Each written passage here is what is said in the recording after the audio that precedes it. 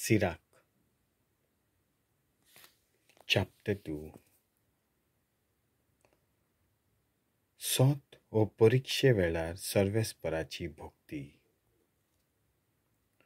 म्हज्या पुता, सर्वेस्पराची चाकरी करूंक तूं आशेताय जाल्यार ताळणेक तयार राव. प्रमाणीक काळजाचो जा, थीर राव आनी आल उपद्रे येतात तेन्ना भियेनाकाय. तुज्या जिविताच्या शेवटाक तुका मान मेळचे खातीर ताका घोट वेंग मार आनी ताका सोडिनाकाय.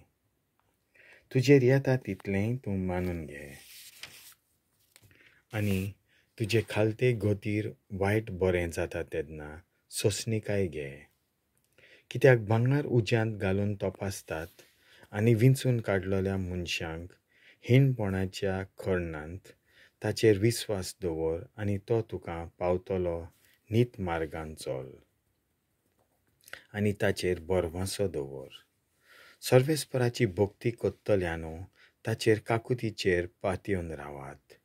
भूंय पडना जावंक रस्त्या भायर चलनाकात. सर्वेस्पराची भोक्ती कोत्तल्यानो ताचेर पातयेवन रावात आनी तुमचें इनाम तुमकां मेळटलेंच. सर्वेस्पराची भोक्ती कोत्तल्यानो बऱ्या वस्तूंक आनी सासणाच्या संतोसाक आनी काकुतीक आशेवन रावात. पुर्वजांच्या पिळग्यांचेर नदर मारात आनी पळयात सर्वेस्पराचेर विस्वास दवरपी कोण तरी लोजेक सांपडला. वो ताचे भोक्तीच्या मार्गार थिरयेन चलतल्याक ताणें केन्ना तरी सोडला. वो ताका उलो मारतल्याक आपले कान भेरे केल्या जायत. कित्याक सर्वेस्पर काकूतवंत आनी मोगाळ, तो आमची पातकां बक्षिता आनी दुखी कोश्टांच्या दिसांनी तो आमकां पावता.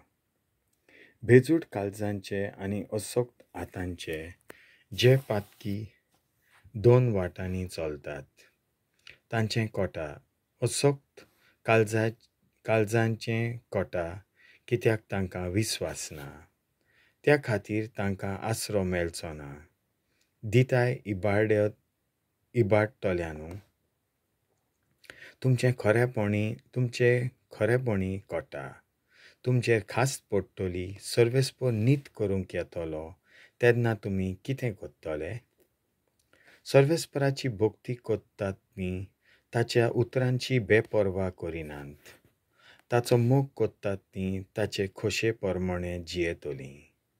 सर्वेस्पराची भोक्ती कोत्तात ती आनी ताचो मोग कोत्तात ती ताची खोशी कोत्तलीं आनी समृद्धींत तांकां धादोसपण मेळटलें.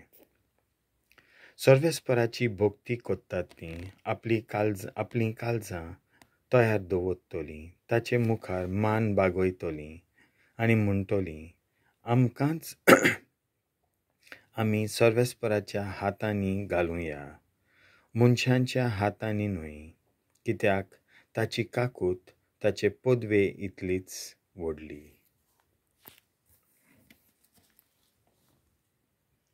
देवाचें उतर हें.